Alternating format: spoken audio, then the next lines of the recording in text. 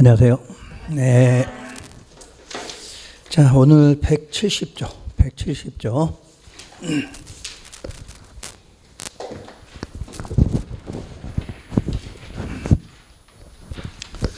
다섯 번째가 이제 건축 신고. 근데 이제 원래는 건축 신고가 아닌데 요즘에는 이제 공부들을 안 하시기 때문에 용어를 아예 건축 신고로 바꿔 써줬는데 원래는 그 괄호 속에 있는 게 건축 허가의 특례라고 해야 이렇게 해야 더 맞는 이야기예요. 신고가 아니라 건축 허가의 특례. 원래 건축이라는 것은 원칙. 자, 원칙은 무슨 사항이다? 허가사항이다. 이렇게 되겠죠. 특례니까 예외. 예외는 허가 대신에 뭐 한다? 신고한다. 이 용어예요. 원래가. 그래서 옛날에는 신고사항 자체라는 거 없어. 자체가. 무조건 허가의 예외사항이다. 이렇게 하는 거죠. 그럼 거기 이제 책을 보면 신고사항이라는 내용이 안 나와. 어떻게 나온 거라면 건축허가 간주란 무슨 대상 건축물? 허가 대상이지. 신고 대상은 없는 거야. 허가 대상 건축물이라 하더라도 다음에 해당. 그 박스 안에 해당하는 것만 미리 허가권자에게 뭐를 하면? 신고를 하면 뭘 받은 것으로? 허가를 받은 것으로 본다라고 돼 있어요. 용어 잘 구분하셔야 돼. 신고했으니까 신고사항이 아니라 원래 무슨 대상? 허가 대상인데 요것도 당연히 원래는 다 허가 대상이라는 얘기야. 그런데 요 몇 가지만큼 뭐 하면? 신고를 하면 뭐 받은 것으로? 허가 받은 것으로 보는 거야. 그러니까 시험장 가면 이렇게 지문이 나와. 이렇게 신고사항이다 이렇게 안 나와. 허가 대상 건축물인데 신고하면 허가 받은 것으로 보는 것은 내용 중에 틀린 것은 이런 식으로 문제가 나와. 그러니까 원래 개념은 신고라고 자꾸 하지 말라는 얘기예요. 이렇게 하고 옛날에는 이제 반대로 건축 요걸 신고를 한다 이렇게 배웠는데 요즘 사람들은 저 말을 못 알아들으니까 이제 순서를 바꾸는 거지. 원래 뜻은 신고사항이 있어 없어? 없어.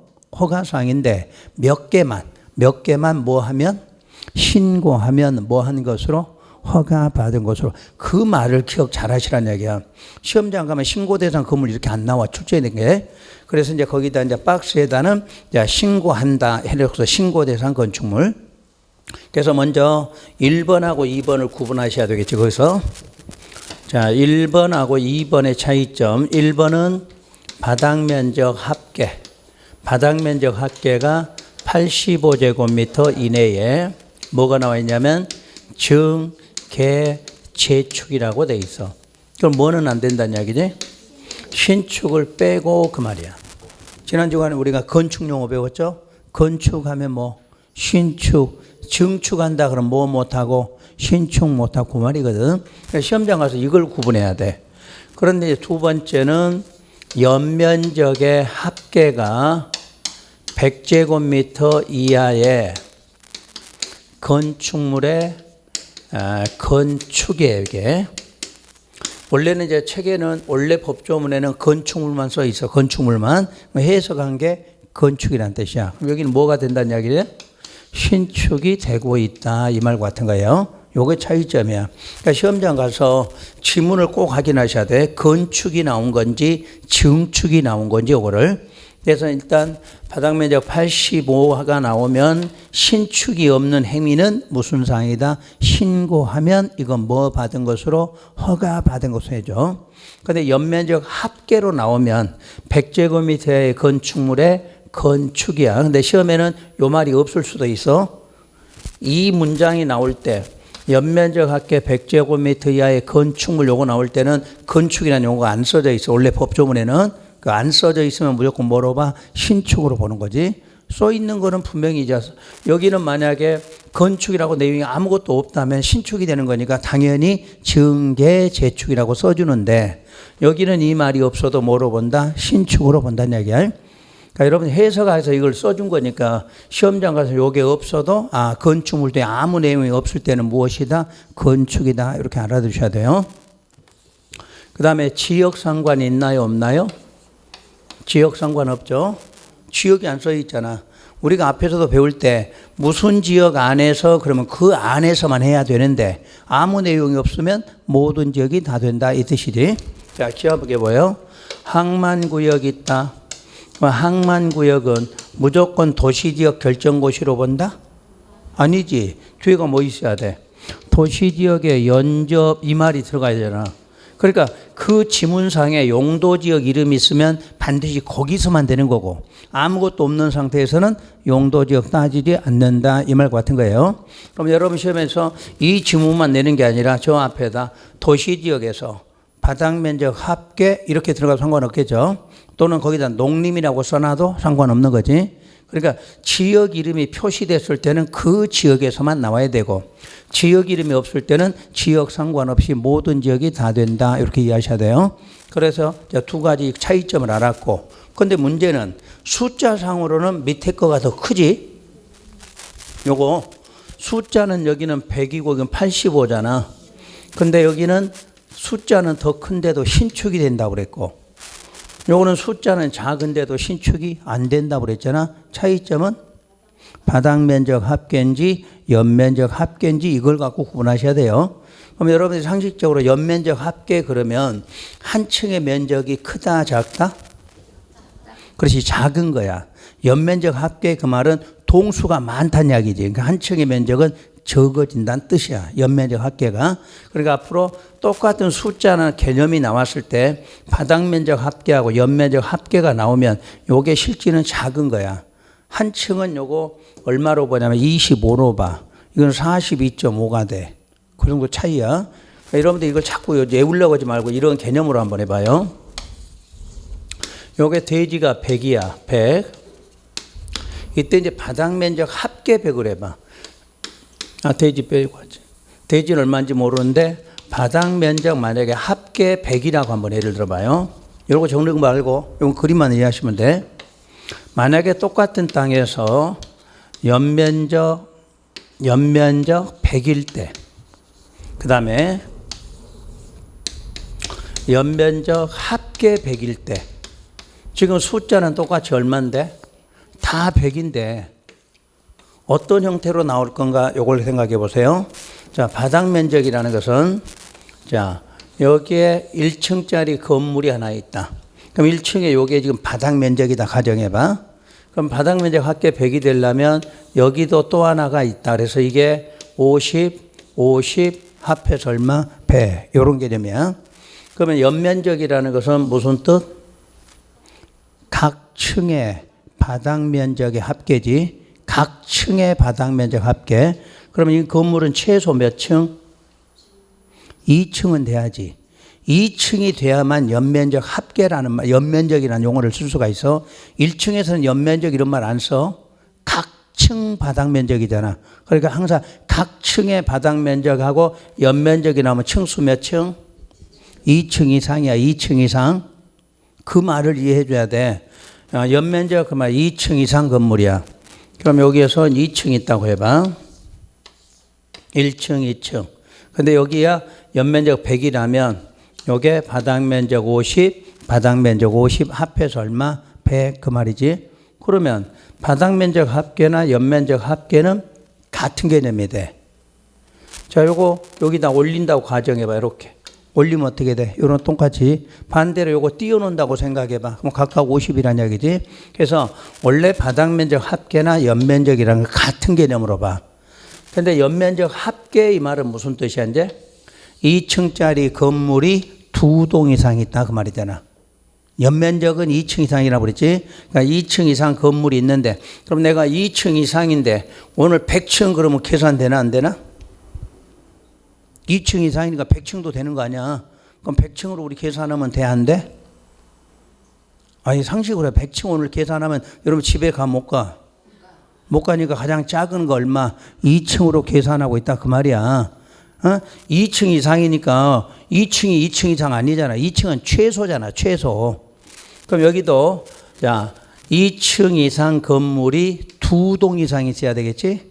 합계니까 2층 이상 건물이 2동 이상 있어야 돼.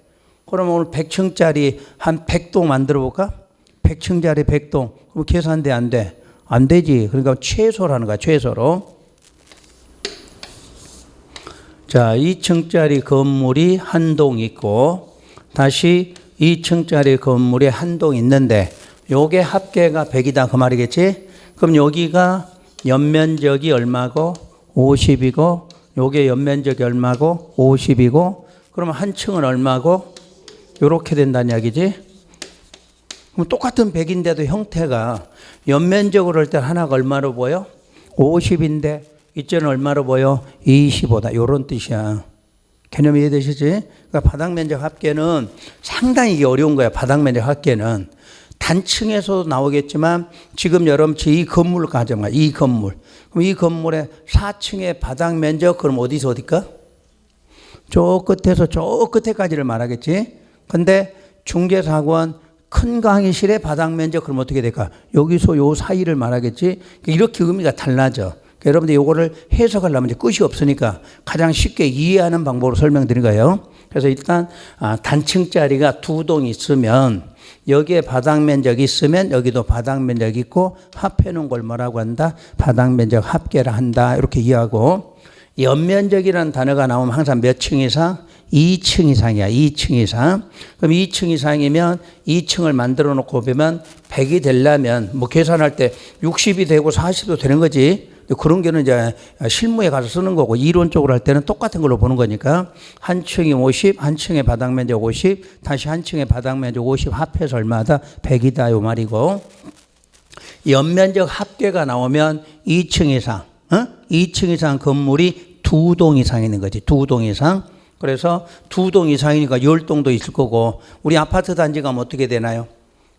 건물이 몇 동씩 있잖아. 그런 것도 다 연면적 합계에 들어가는 거지. 그럼 한 동에는 연면적이 있을 거고 또 여러 동이 있으니까 연면적 합계다 이렇게 되는 거지 의미가. 그럴 때 이제 두 동으로 보면 100이라는 숫자가 되려면 연면적이 50, 연면적이 50, 그럼 각 층은 얼마? 25, 25 이렇게 되는 거지. 그러면 똑같은 100인데도 연면적으로 할 때 한 층은 얼마인데? 50인데 연면적 합계로 할 때는 얼마다? 25다. 그 뜻이겠지. 그럼 바닥면적 합계도 이것과 같은 개념이니까 이걸 단순하게 숫자로 보면 한 층의 바닥은 얼마일까? 42.5란 이야기겠지. 여기는 얼마고? 25란 숫자겠지. 연면적 합계니까 두 동이 될 거 아니야. 그러니까 숫자는 100과 85로 여기가 큰 걸로 보이는데 실제로 한 층의 면적은 연면적 합계로 쓴 게 작은 거다. 그런 뜻이야. 이해가 되나요? 그러니까 그것만 이해하면 돼. 시험장 가서 여러분들이 바닥 면적 합계가 뭐예요? 이거 어떻게 해서 이런 시험 문제는 없는데 이해를 해 주는 거지. 이해를 하는 거. 그래서 똑같은 숫자가 나오더라도 똑같은 숫자일 때는 바닥 면적 합계, 연면적 합계 그럼 어디가 더 크게 보여? 바닥 면적 합계가 한 층이 더 크다 이런 뜻이고 연면적 합계는 그보다 작아진다는 뜻이야. 그러니까 연면적 합계가 나오면 일단 나누기 4를 하면 돼. 가장 쉽게 나누기 4. 왜냐하면 연면적 합계니까 두 동이 되니까 2로 나누면 두 동 나오겠지. 다시 거기서 2층이니까 또 둘로 나눠야 되겠지. 그럼 25 나오잖아. 그러니까 앞으로 연면적 합계 그러면 4로 일단 나눠봐. 그러면 가장 작은 숫자 나온다. 근데 끝이 없어. 이제 실무적으로 개수로 거기다 세 동이다. 그러면 어떻게 돼? 더 작아지겠지. 네 동이면 더 작아지겠지. 그러니까 끝이 없는 거야. 그래서 가장 적은 개념만 생각해. 2층, 두 동, 요까지만 생각하라는 얘기지. 그래서 항상 시험장 가면 1번, 2번이 문제가 돼. 1번, 2번. 이해가 되신 분들은 금방 찾아.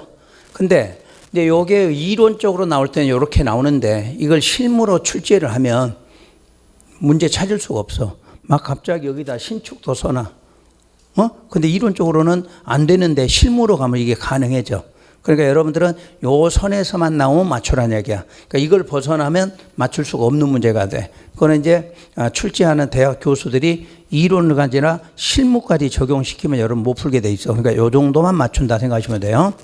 그 다음에 이제 3번, 4번을 또 공부해야 돼. 3번, 4번. 그 3번, 4번은 보면요. 숫자가 똑같은 숫자가 나와요. 자, 숫자. 층수부터 해볼까요? 몇 층? 3층. 이상, 이상, 2고로 돼 있지? 그 연면적 얼마? 200.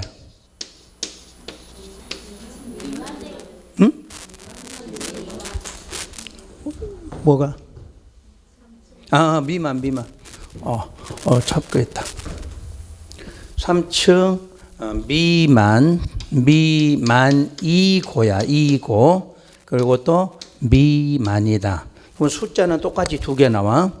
근데 3번에서는 뭐를 말하고 있냐면 건축이라고 돼 있어. 4번은 대수선이라고 돼 있어. 요게 이제 시험에 이걸 찾아내야 되는 거지. 숫자는 똑같은데 건축으로 문제가 나온지 대수선 나온지.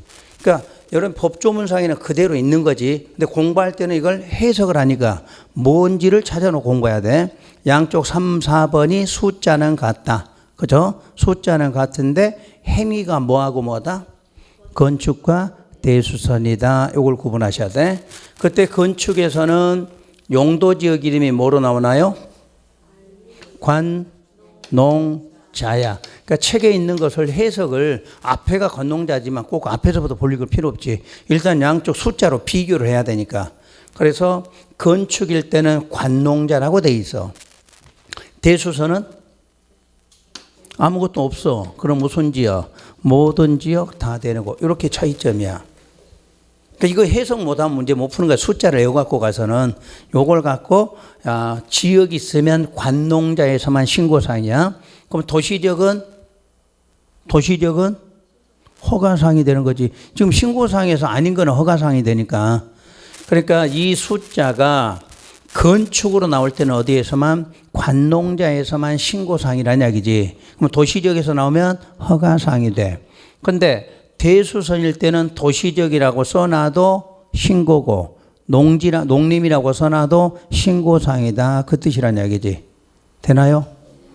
그러고 여기에서 보면 이제 조건이 또 하나가 있어. 요 3번에는 자, 무슨 지구? 지구부터 잘해봐. 3번. 그래서 방제지구 있어? 제가 지구부터 찾아라 봤잖아. 지구는 무슨 지구? 방제. 방제가 뭐야? 재해 예방. 재해를 예방하는 거야. 방화는 화재 예방. 뭐 불이야. 화니까 화재 예방 그래. 불 예방 그러냐? 자, 내가 이걸 한글로 재자 쓰니까 방화 나오면 불이라고 그러면 돼. 이건 재해. 방화는 화재. 그거를 예방하는 것이 방화 방제예요. 근데 방제니까 재해를 예방하고, 그 다음에 무슨 구역일 때? 지구 단위 계획 구역. 또 하나가 붕괴 위험 지역이야. 근데 이거 지금 써놓은 이유가 있어. 이런 거는 우리 시험에 배워 안 배워? 이런 거 배운 적 없잖아. 이런 거는 시험에 안 나와. 그럼 우리는 뭐만 나와? 방제 아니면 지구 단위. 요거는 나온다는 얘기야. 요거는 제외 그 말이야. 요거는 제외. 그렇게 써 있죠 지금 체계가. 그러면 이제 그림으로 해봐요. 그림으로.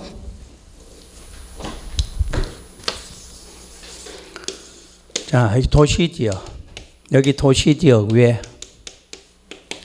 그럼 여기에다가 2층이고 연면적이 180이다.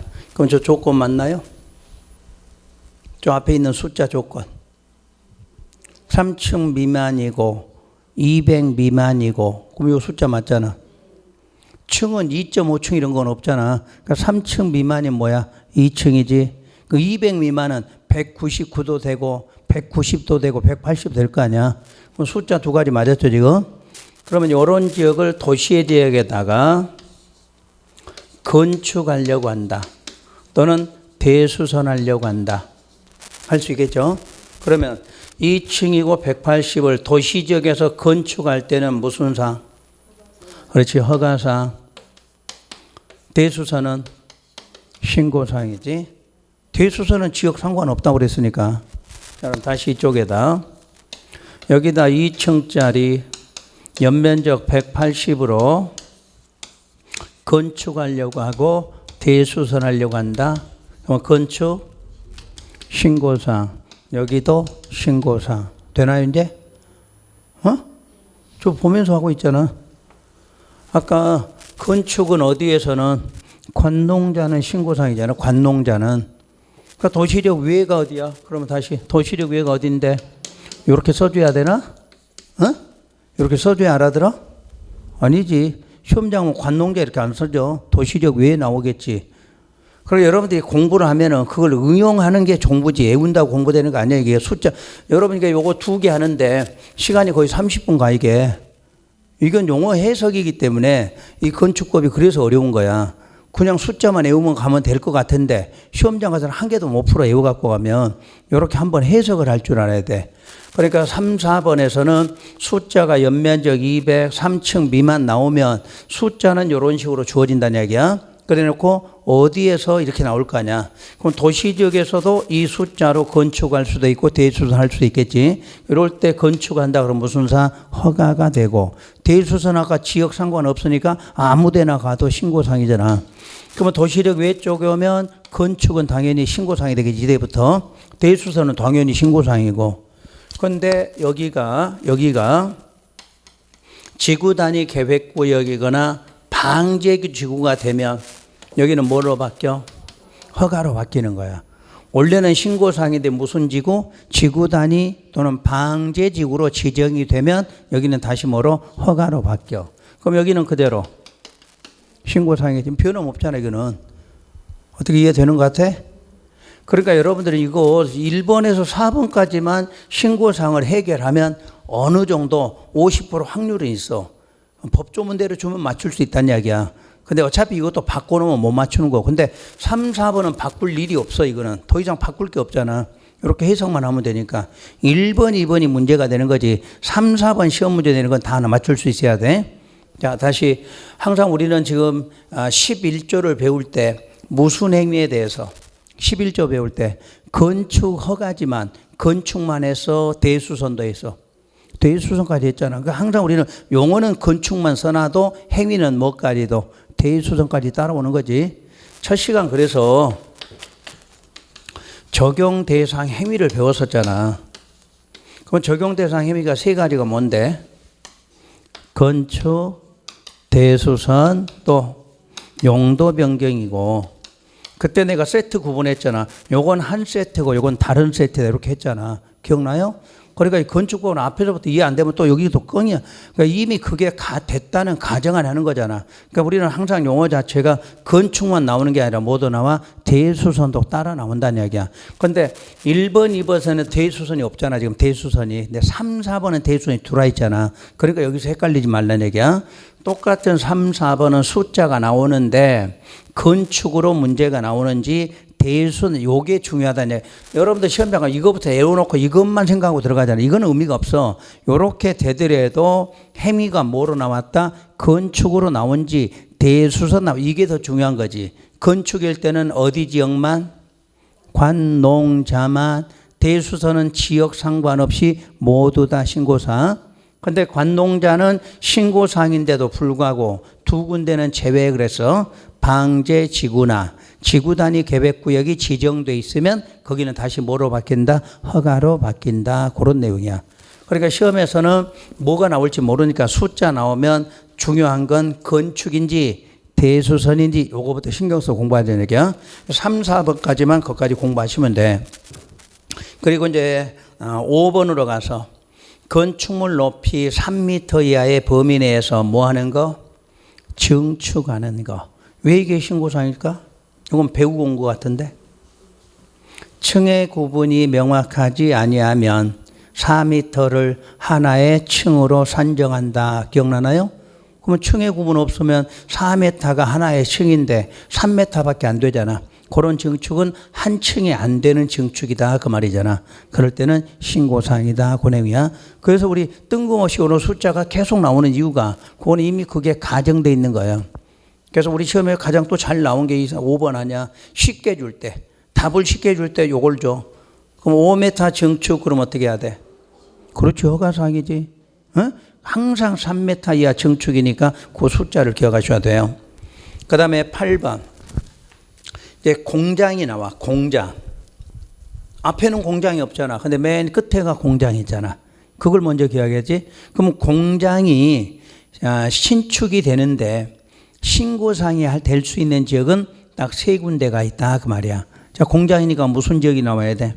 공업지역, 그리고 비도시의 지구단위 계획구역과 그리고 무슨 단지? 산업단지야. 그러니까 공장이 신축이 되더라도 신고사항이 되려면 일단 세 군데 중에 하나가 나와야 되지. 공업지역, 비도시 지구단위, 그리고 산업단지. 이런 것들은 당연히 뭐가? 공장을 만들 수 있는 지역이라는 얘기잖아. 그래서 이제 거기서도 층수가 2층 이하로 나와. 연면적 합계가 500 이하로 나와. 그러면 한 층은 얼마일까? 그렇지. 125 그래야 되겠지. 이제 이해되시나? 항상 연면적 합계 나오면 4로 나눠봐라 그랬지. 4로. 그 층도 2층이라고 줬잖아. 층도 2층이고. 그러니까 연면적 합계니까 2층짜리가 2동은 있다 그 말이잖아.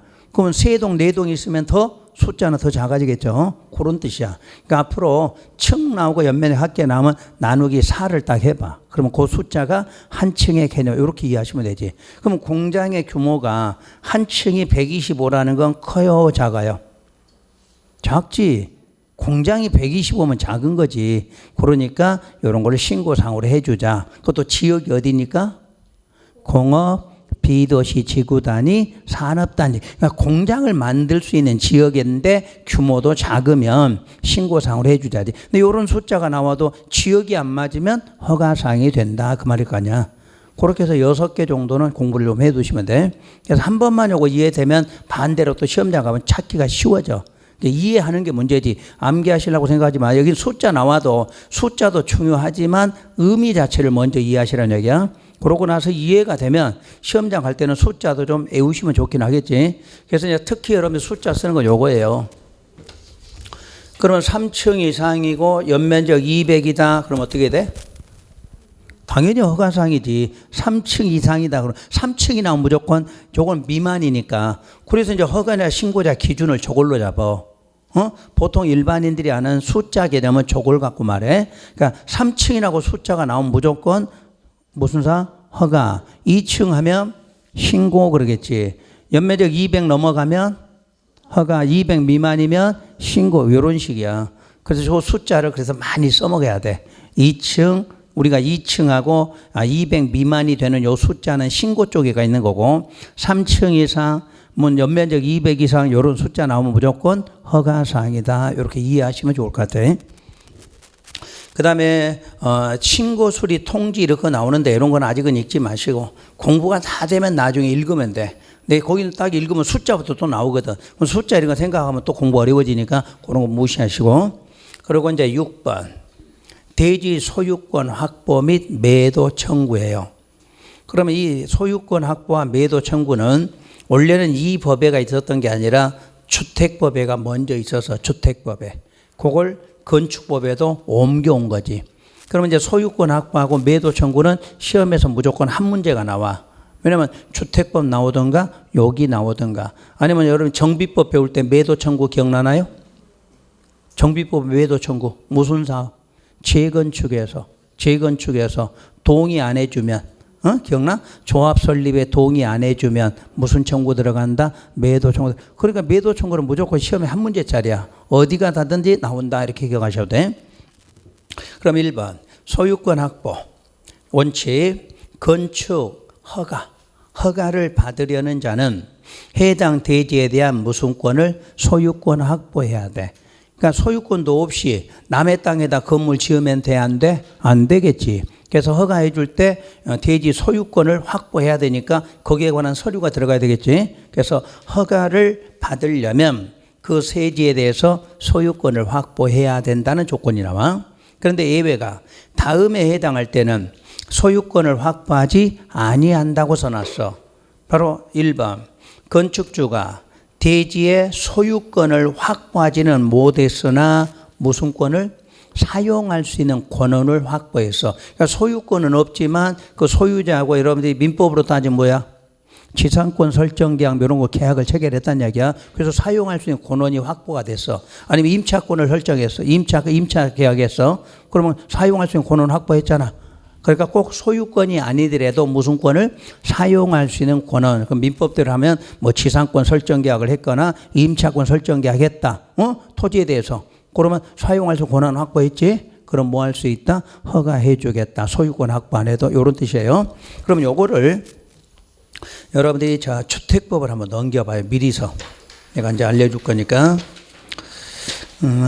교재에서 218쪽을 펴봐요.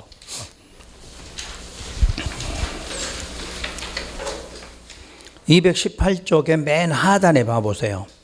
양괄호 6번에 주택 건설 대지에 대한 무슨 권 확보? 소유권 확보가 나왔지. 원칙. 주택 건설 사업 계획 승인을 받으려는 자는 해당 주택 건설 대지의 소유권을 확보해야 된다. 이렇게 나왔지. 그럼 개념이 뭐냐면 건축법은 개인이 지금 건물을 짓는 거지. 그다음에 요거는 아파트를 짓는 거거든. 아파트. 그래서 주택 건설 대지 이렇게 나오잖아. 그러니까 아파트 짓는 땅을 아파트 지을 사람도 무슨 권을 확보하라? 소유권을 확보하라. 그런 개념에 똑같은 거야. 원래 여기에 있던 걸 옮겨간 거니까. 그래 놓고 밑에 왜 다음에 해당할 때는 뭐 하지 않아도 돼? 소유권 확보하지 않아도 되겠지. 그래서 오른쪽 1번까지 해볼게. 1번까지. 지금 2번을 먼저 봐. 사업주체가 주택 건설 대지에 뭐는 확보는 못했으나 소유권을 확보하지 못했으나 그 다음 줄에 무슨 권? 사용할 수 있는 권한을 확보했다. 이렇게 나오잖아. 그리고 동그라미 1번에 보니까 다른 거 모르는데 숫자가 80% 이상 사용권을 그 숫자 있나요? 동그라미 1번에 숫자 80 있어? 그거까지 배웠지? 그럼 다시 앞으로 가봐. 건축법에. 그러면 이제 1번은 이해가 됐지? 1번은 서로 간에 소유권 확보 못해도 무슨 권? 사용권만 확보하면 된다고 그랬어. 그러면 2번에 봐봐요. 2번에 건축주가 건축물 노후화나 구조 안전 문제 등으로 그 다음 줄 신축이나 개축이나 재축이나 뭐 하려고 리모델링 할 때 대지 공유자 수의 100분의 80 이상의 뭐가 동의가 있고, 그럼 아까 저쪽에도 80 있었지? 여기도 80 있잖아. 똑같이. 그러니까 원래 거기 있는 걸 그대로 옮겨온 거고 그 법률에 따라서 조금만 바꿔놓은 거다. 그런 뜻이 돼요. 그러니까 요 두 개 숫자는 딱 기억하셔야 돼. 자, 소유권 확보 못해도 뭐를 했어? 사용권 확보했고, 뭔지는 모르지만 숫자 얼마, 80 이상 뭐를 받았다. 이런 말 나오잖아. 그런 것만 기억하시면 되는 거지. 대충 거기까지. 그럼 다시 이제 왼쪽으로 가서 1번에서 이제 다만 그거 봐봐. 동그란 다만 분양 목적으로 하는 공동주택은 제외 그랬네. 그럼 분양 목적의 공동주택은 사용권 갖고는 안 된다 그 말이겠지. 그때는 반드시 무슨 권? 소유권 확보해야 돼. 이유는 분양이 무슨 뜻? 소유권 이전. 소유권 이전이나 분양이란 말이 나누어 파는 거잖아. 나누어 팔았어. 소유권 이전이잖아. 그러면 내가 사용권 확보해 놓고 남한테 팔아먹으면 돼, 안 돼? 안 되겠지. 그래서 그 지문이 붙게 되면 반드시 무슨 권? 소유권 확보 이렇게 되겠죠. 그러니까 이런 거는 외우지 않아도 한 번만 이해가 되면 시험장 가면 그 지문으로 찾게 되거든. 근데 이걸 외워갖고 가면 못 찾는 거지. 그러니까 양쪽 법을 다 같이 공부해. 앞으로 특히 주택법과 건축법은 하나의 개념이야. 똑같아. 주택법은 주택을 짓는 거고, 요거는 건물 짓는데 과정은 똑같은 거야. 그러니까 용어가 여기는 허가였고, 아까 저쪽은 승인이었지, 승인. 그런 것만 차이점이야. 그러니까 절차 개념이 똑같아. 똑같은데 용어에 대한 차이만 있고 의미 자체는 똑같이 돼 있다. 이렇게 보시면 돼. 그러면 다시 원래 허가 받거나 주택법에서 아파트 지을 때는 승인을 받아야 돼. 허가나 승인을 받을 때는 무슨 권 확보해야 돼? 소유권 확보해야 된다. 그런데 소유권 확보 안 하고 무슨 권만? 사용권만 확보해도 허가나 승인이 나온다. 그런 말이지. 근데 이 건축법에는 조건이 하나 있다는 이야기야. 분양 목적이라는 단어가 들어가면 사용권 갖고는 안 된다. 그런 조건이 있어. 그 양쪽 모두 다 뭔지는 모르는데 80 이상이라는 숫자 있었지. 80 이상에 뭐가 있으면 된다. 이렇게 나온다는 얘기야. 어차피 이 숫자는 80이라는 숫자를 내는 게 뭐 60으로 내기도 할 거고 이러니까 양쪽 다 80이라는 숫자에 있다. 이렇게 개념 잡으시면 돼요. 그래서 그까지 하고 나머지 3, 4, 5는 지금은 안 읽어도 돼. 여러분 이제 공부가 좀 다 되고 이해될 만하면 나머지 3, 4, 5번도 한번 쭉 읽어보시면 돼. 오늘은 그 두 가지만 일단 신경 쓰시면 되고, 그 다음에 이제 양과로 2번 매도 청구가 나와 있지? 그 매도 청구란 위 양과로 1번에서 동그라미 2에 따라, 그럼 동그라미 2번이 아까 80이라는 동의가 있었다고 그랬지? 아까 동그라미 80 이상 동의잖아. 그 80 이상 동의에 따라 허가를 받은 건축주는 그 줄 끝에 공유자 중에서 뭐 하지 않으면 동의하지 아니한 공유자에게는 그걸 시가로 매도할 것을 청구해. 그러니까 네가 동의 안 했으면 지금 시가대로 너 팔아라 하고 청구할 수 있다 그 말이야. 근데 이때도 공시지가로 팔아라 그럼 팔아 안 팔아? 안 팔지. 그러니까 뭐로? 시가대로 줄 거니까 그래 시가에다 동그라미. 원래 공법상의 가격은 지금 공시지가 기준 이런 식으로 나오잖아. 근데 매도 청구만큼 뭐로? 시가대로 들어가. 그럼 나중에 주택법에서도 너 80 이상에 대해서 뭐 안 했으면 팔아라 할 수 있다 이렇게 나올 거 아니야. 그럼 매도 청구할 때 뭘로 매도 청구해? 시가대로 나오겠네. 또 숫자 몇 개월, 3개월 이상 똑같아. 내용이 다. 그러니까 양쪽에서 뭐가 나오든 나올 수가 있다 이렇게 보시면 돼. 자, 그럼 매도 청구는 80에 관련됐을 때 매도 청구해. 80에 대해서 동의해줘라. 내 동의 안 해줬다. 그럼 너는 어떻게 한다? 내가 시가대로 줄 테니까 팔아라고 청구한다. 그리고 몇 개월 이상 3개월에 협의를 해. 그 3개월에 협의하는 이유가 뭐냐면 협의했는데도 안 팔면 나중에 법원에다 소송 제기한다 그 말이야. 그럼 소송 제기하면 승소 판결 내려줘. 그럼 나는 안 팔겠다고 버팅하고 되는 게 아니란 얘기야. 3개월 동안 협의하고 시가대로 내가 줄 테니까 팔아라 했는데도 안 팔면 법원에다 맡긴다는 얘기야. 그럼 법원에서도 공익성을 따져서 그럼 팔아라 하고 결정 나온다는 얘기야. 그래서 하기 싫어도 몇 개월 이상, 3개월 이상을 협의하도록 한다. 이렇게 기억하시고 되고. 그럼 이제 동그라미 2번에 들어가면 그 매도 청구는 이 법에가 없어. 바로 집합건물법, 줄여서 집합건물 소유 및 관리에 관한 법률을 약칭하면 집합건물법이라고 불러. 그 집합건물법에 따라 매도 청구가 이루어져. 그러니까 매도 청구는 이 법에 없어. 그럼 주택법에도 매도 청구 나왔어. 무슨 법 준용? 집합건물법 준용. 도시정비법에서 매도 청구 나왔어. 무슨 법 준용? 집합건물법 준용. 이렇게 하는 거야. 매도 청구라는 건 공법상에 우리 배우는 공법에는 없어. 전부 어디 법에가? 집합건물법에가 매도 청구에 관한 규정을 따로 갖고 있어. 그럼 전부 다 그거 준용하면 된다. 이렇게 나오겠죠.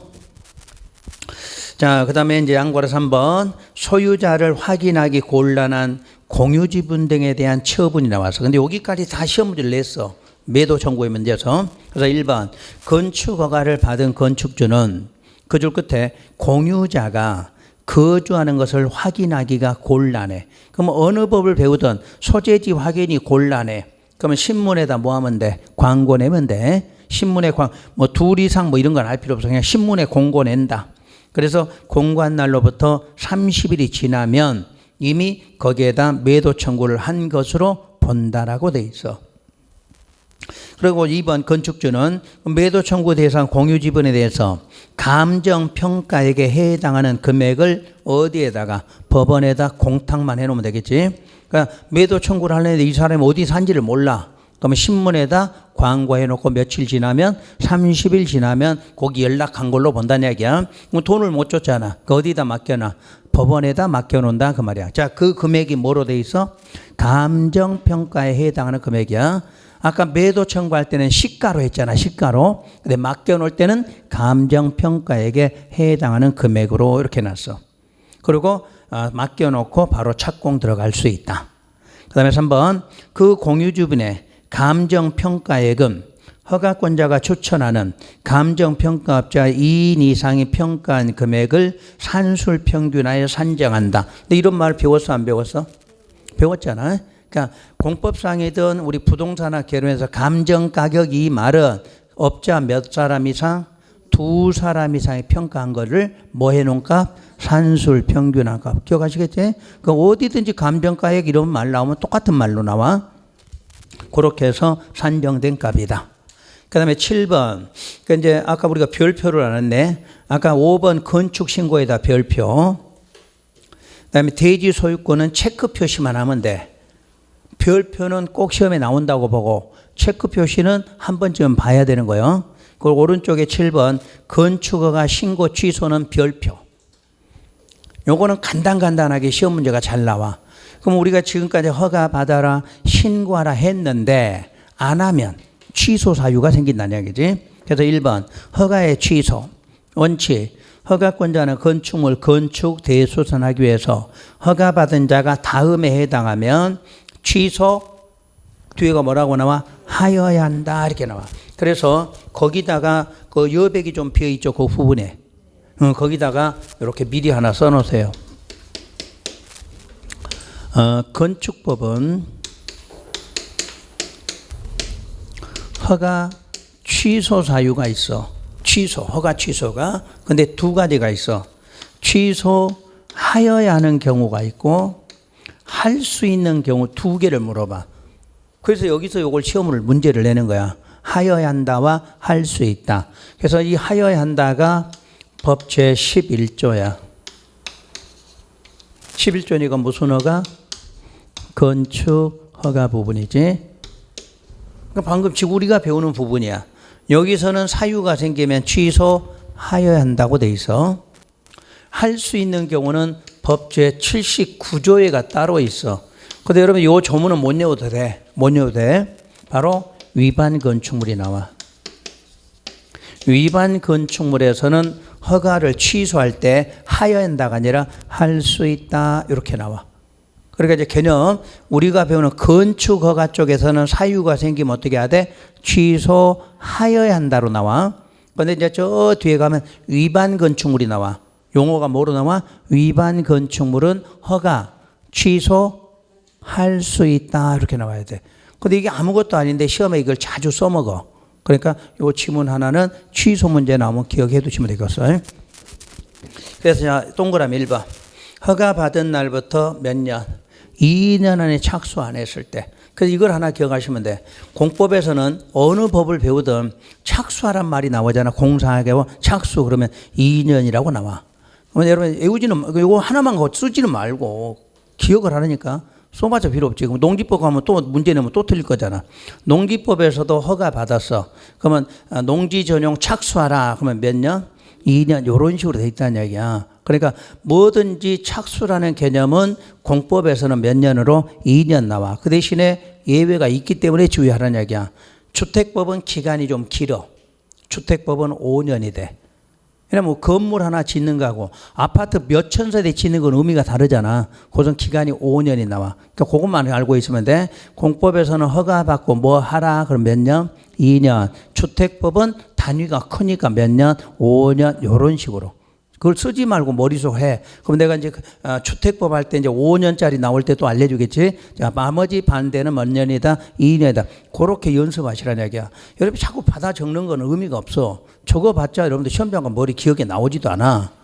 요런 거는 이제 그 옆에다 딱 적어라 할 때는 적어놓고, 적어란 거 아니면 머리로 그날 오늘 외운다 이 생각으로 공부하시라는 얘기야. 그러면 여러분 이걸 한 번 하는 게 아니잖아. 시험 때까지 이거 한 10번 이상 하겠지. 그러면 자동으로 외워지는 거지. 그렇게 시험장 가면 절대 안 틀려. 왜냐면 바로바로 답이 나오지. 근데 적어놓은 건 기억 안 나거든.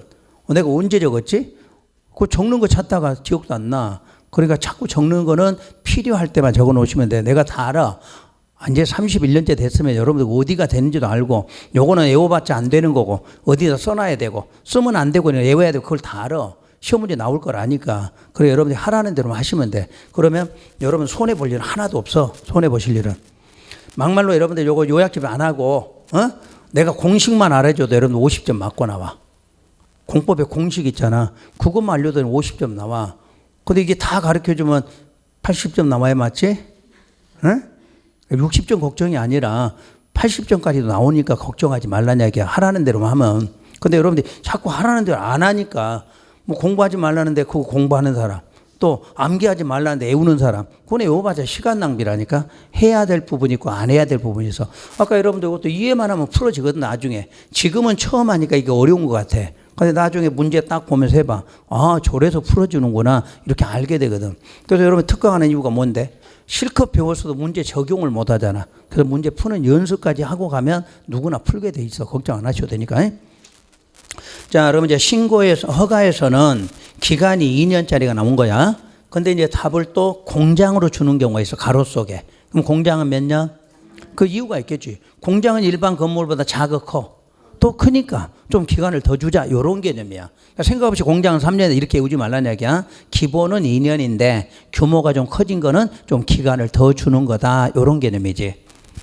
그 다음에 2번에 그 일의 기간이 몇 년인데 2년이나 3년이 된다는 얘기지. 그러니까 2년만 이러면 안 돼. 괄호 속에 3년까지 2년이나 3년. 그래서 일의 기간 이내 이렇게 써놓는 거야. 2년만 있어서 2년 이내 이렇게 써놓겠지. 예? 그러니까 공부하는 방법. 왜 일의 기간, 그걸 숫자를 안 써도 두 개가 있으니까. 그래서 2년이나 3년이라는 기간이 있는데, 그로부터 자, 공사 착수는 했으나 완료가 불가능해. 1번은 기간 안에 착수를 안 한 거지. 2번은 착수는 했어. 근데 뭐가? 완료 불가능.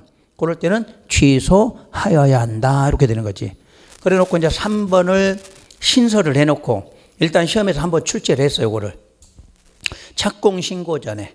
그러니까 우리가 이제 허가를 받으면 착공 신고를 해야 돼. 공사한다는 거를. 그 신고 전에 경매나 공매 등으로 건축주가 대지 소유권을 뭐 하게 됐어? 상실했어. 원래 소유권을 확보했으니까 허가를 해준 건데, 자, 착공 신고 전에 경공매로 인해서 소유권이 상실이 된 거지. 그때부터 6개월 경과한 이후에 공사 착수가 불가능하다고 판단이 되면 이것도 취소하여야 한다. 이렇게 나와. 그때 예외는 그 기간이 2년이라고 했는데 연장 얼마? 1년을 연장해 준다. 이렇게 나왔어. 그러니까 2년짜리도 1년 연장하면 3년, 3년짜리는 4년이 된다. 이렇게 되겠죠. 연장이 돼. 다음 장. 이제 신고. 신고는 효력을 뭐한다? 상실한다고 그랬지. 신고는 취소된다 이 말이 없어. 허가는 안 하면 취소인데 신고는 효력이 상실이 되는 거지. 그래서 지난번에는 1년 안에 안 하면 신고 효력을 상실한다 이래야하는데 신고 취소된다 이렇게 나온 거지. 용어 자체가. 그래서 1번 신고한 자가 신고일로부터 1년 안에 공사 착수하지 않으면 신고 효력이 없어져. 그러면 자, 허가는 착수 기간이 몇 년인데 2년인데 신고는 1년이다 그 말이야. 요게 원래 똑같이 1년에서 2년으로 바뀐 거야. 허가 쪽이. 아무래도 허가는 더 중요한 거니까 똑같이 1년 줄 수는 없다는 얘기지. 자, 그러면 착수 기간은 허가는 몇 년? 2년, 신고는 1년이야. 근데 1년짜리는 안 하면 효력을 상실한다. 이렇게 나와서 효력을 상실해. 그 대신에 2번 다만 건축 요청에 따라 허가권자가 정당한 사유가 있다고 인정하면 1년 범위 내에서 착수기간 뭐는 할 수 있어? 연장. 연장은 똑같이 얼마? 1년이겠지. 자, 그럼 개념이 이해돼서 이제 허가나 신고는 착수기간은 허가는 2년, 신고는 1년. 연장은 똑같이 몇 년? 1년. 근데 허가는 취소하여야 하고 신고는 효력을 상실한다. 이렇게 되겠죠. 그렇게 정리하면 되고. 그 다음 8번 체크 표시만 하세요.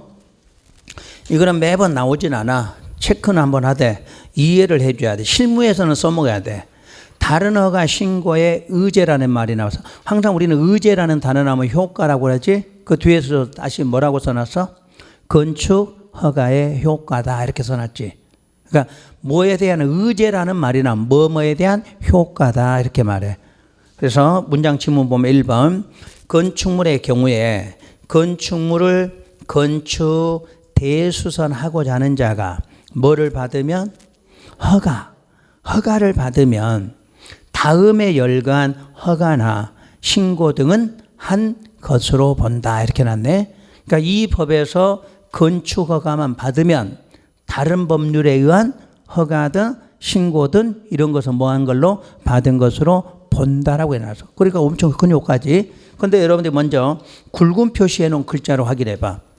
3번 개발행위 허가, 5번 산지조정 허가 신고, 7번 농지조정 허가 신고 협의, 9번 하천 점용 등의 허가. 이거 어디서 나왔지 이거? 사전결정 효과. 기억나나요? 사전결정. 사전결정 통지만 해도 이 효과가 발생한다. 기억나나요? 그럼 이게 왜 똑같은 게 또 있느냐? 사전결정은 의무적이야? 임의적이야? 임의적이지. 그러면 거기서 만약에 사전결정 결정이 통지가 됐으면 그때 이미 받은 것으로 보는 거지. 그럼 허가에서는 적용할 필요가 없는 거잖아. 근데 거기서 안 하고 왔을 때, 사전 결정 안 하고 본 허가만 받았을 때는 여기서 뭐 해줘라? 의제해줘라. 이렇게 나와야 되겠지? 이해가 되시나? 다시 한번.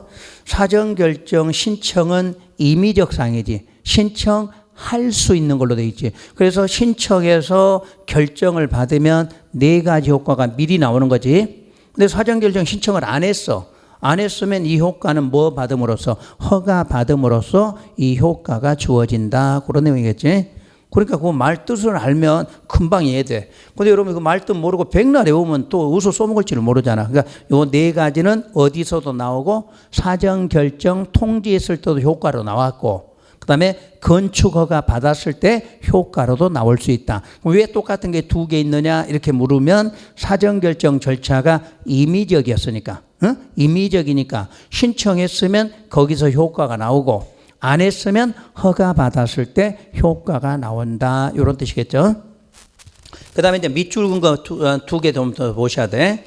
1번 공사용 가설 건축물의 축조 신고라고 돼 있죠. 그럼 우리가 공사용 가설 건축물이 뭔가 연상해봐. 현장 사무실. 현장 사무실이야. 공사용 가설 건축물이라는 게 요즘에는 컨테이너 같은 거 갖다 놓잖아. 근데 그 현장 사무실은 원래 축조를 할 때 뭐 해야 돼? 신고해야 돼. 근데 본 건물에 뭐 받았으면, 허가 받았으면 따로 축조 신고할 필요 없다. 그 말이겠지? 이해되시나? 그럼 본 공사 끝나면 이런 거는 자동으로 철거될 거 아니야. 그러니까 이런 거는 본 허가로 대신 받은 걸로 이렇게 되겠지. 그 다음에 이제 4번 번호가 우리 이제 시험에 배운 것들이 있어. 우리가 도시계획 사업을 하게 되면 도시계획 사업이니까 몇 가지? 도시계획 사업 몇 가지? 3가지 사업이잖아. 그럼 우리 3가지 사업에서는 항상 시행자를 뭐 하게 돼 있어? 지정하게 돼 있지, 지정. 그러면 지정했거나 또 사업할 때 실시계획 뭐 인가 받은 거지. 그런데 무슨 허가 받으면? 건축허가 받으면 시행자 지정도 된 것으로 보고 실시계획 인가도 받은 것으로 해준다. 이렇게 놨네. 그럼 우리 시험에 관련된 정도는 기억을 하셔야 되겠지. 그러니까 건축허가에서는 그런 정도는 물어볼 수가 있어요. 그리고 양괄호 3번은 확인만 해요. 협의자가 나왔어. 그럼 누구하고 협의해? 협의하면 누구하고? 머리 쓰지 마. 관계 행정이라고 맨날 알려줬잖아.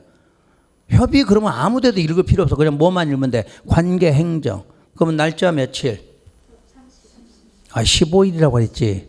국토계획법은 30일인데 이쪽 법은 15일로 돼 있다고 그랬잖아. 그 날짜 읽어봐. 다 15일 나와요. 그러니까 그런 거를 안 읽으려면 한 번으로 기억하라는 얘기야. 어디든지 시험에서 협의라고 문제를 줄 거 아니야. 건축법은 그러면 누구하고? 관계 행정하고 기억하면 돼. 그럼 그 관계된 게 환경자가 붙었으면 누구하고?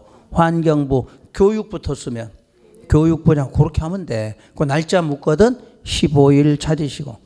그래서 그런 거는 한 번으로 끝내. 계속 이게 수없이 계속 나오는데 계속 읽을 필요 없잖아. 그러니까 시험에서 협의라고 나오면 건축법만큼은 그렇게 찾아라 하시면 되지. 그 다음 9번에 건축허가의 제한 등 여기 나와 있죠. 여기다 별표를 하셔야 돼. 그래서 허가만큼 시험 문제 출제가 이게 많이 나와. 이 허가 제한이. 근데 이 허가 제한을 배웠어. 어디서? 앞에서 다 배우고 왔어. 국토계획법. 개발의 미 허가 제한 배웠잖아. 또 도시정비법에서 허가 제한 배웠잖아. 여기 허가 제한이잖아. 그럼 3번째네. 그래서 3군데 중에 한 군데가 항상 나온다. 그 뜻이거든. 자, 여러분 쉬었다가 이건 절차부터 다시 설명해 드릴게요.